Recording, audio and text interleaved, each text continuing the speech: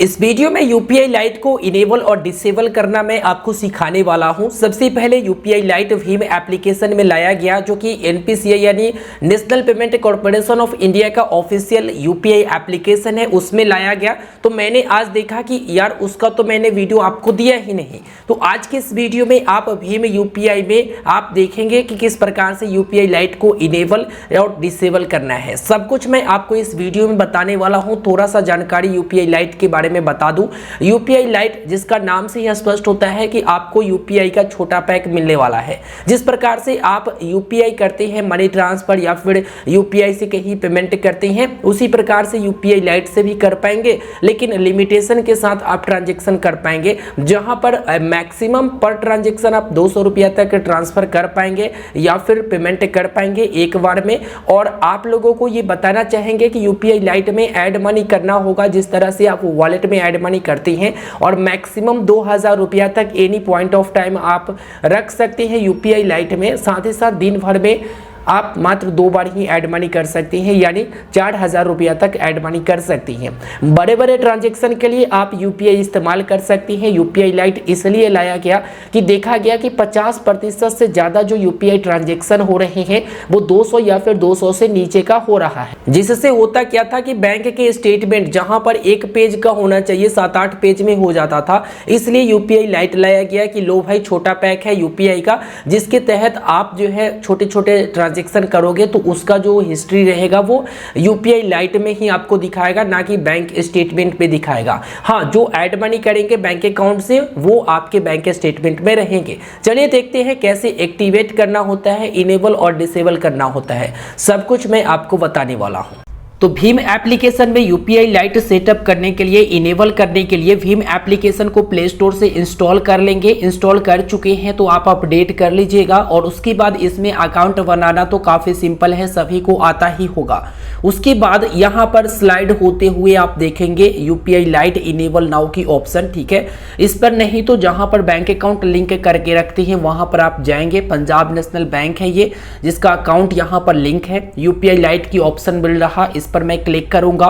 बताया गया है कि आप यूपीआई लाइट को इनेबल करते हैं तो मैक्सिमम यूपीआई लाइट में 2000 रुपया तक एनी पॉइंट ऑफ टाइम रख सकते हैं, और आप अपने ही डिवाइस में यूपीआई लाइट बैलेंस वगैरह को चेक कर सकते हैं, और कोई भी हिडन चार्जेस इसमें नहीं रखा गया है। इसके साथ ही आप जो है यूपीआई लाइट से ट्रांजेक्शन अप टू 200 रुपया तक कर सकेंगे। इस बात का ध्यान रखेंगे, सिंगल ट्रांजेक्शन की बात की गई है।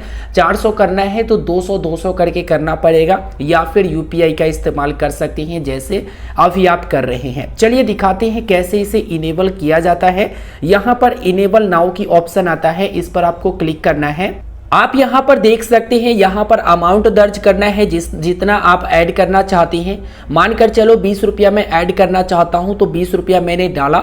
उसके बाद नीचे में हमारा जो बैंक है, जो यहाँ पर पंजाब नेशनल बैंक में अकाउंट है, वो बता दिया गया। इनेबल यूपीआई लाइट पर मैं क्लिक करूँगा। उसके बाद ये प्रोसेसिंग में जाएगा और 6 डिजिट का यूपीआई पिन मुझे दर्ज करना है। जैसे ही मैं यहाँ पर यूपीआई पिन दर्ज किया हूँ, उसके बाद यहाँ पर वेट कर रहा, और पैसे हमारे बैंक अकाउंट से कटेंगे और यूपीआई लाइट वाला में ऐड कर दिया जाएगा। चलिए वेट कर लेते हैं। ये देखिए दोस्तों, मनी ऐड सक्सेसफुल हो गया और यूपीआई लाइट जो है इनेबल भी हो गया, ठीक है। गो टू यूपीआई लाइट यही ऑप्शन मिलता है, इस पर मैं क्लिक करूँगा। उसके बाद यहाँ पर आप देख पाएंगे दोस्तों, यहाँ पर यूपीआई लाइट एक अलग से बता दिया गया है, जिसमें 20 रुपया यहाँ पर दिखा दिया गया है। तो ये बैंक जो पंजाब नेशनल अकाउंट था उसी से मैंने यूपीआई लाइट यहाँ पर इनेबल किया है। अगर आप क्लोज करना चाहती हैं तो इस प्रकार से यहाँ पर क्लोज कर सकती हैं, और जिस प्रकार से आप पैसा सेंड करती हैं यूपीआई से या फिर किसी को पेमेंट करती हैं आप कर सकती हैं। यूपीआई लाइट का भी ऑप्शन देगा, ऐड मनी करने के लिए यहाँ पर कर सकती हैं। क्लोज यूपीआई पर क्लिक करके आप क्लोज कर सकती हैं, ठीक है। इस तरह से आप क्लोज कर देंगे तो ये जो 20 रुपया है वो आपके बैंक अकाउंट में, जो बैंक से यूपीआई लाइट लिंक है उसमें भेज दिया जाएगा, ठीक है। इस प्रकार से डी रजिस्टर्ड हो चुका। तो अब यहाँ पर बचा तो कुछ नहीं है, सब कुछ आपने देख लिया कि किस तरह से इनेबल और डिसेबल करना है।